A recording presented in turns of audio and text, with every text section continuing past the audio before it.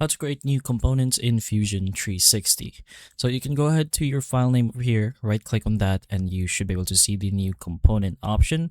So you can do that if you want. You can set it up from here, change your type or your names, and just go ahead and press on OK.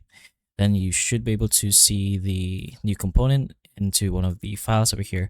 But if you want to make a component from a body, you can go ahead and select whichever body you want to do this on. Let's say this one over here. You can go ahead and right click and this option will appear, which is create components from bodies. And if you want to do multiple at the same time, you should be able to just go ahead and select all of the bodies you want to do this on and create components from bodies. In some cases, this probably won't appear on your body. So what you're going to do is go ahead into your document settings and make sure you are in hybrid design.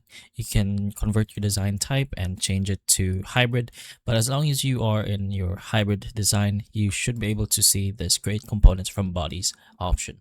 But anyways, those are a few options you have if you want to create new components in your Fusion 360. So hopefully this video helps. If it can, please like and subscribe for more videos like this, and that's all.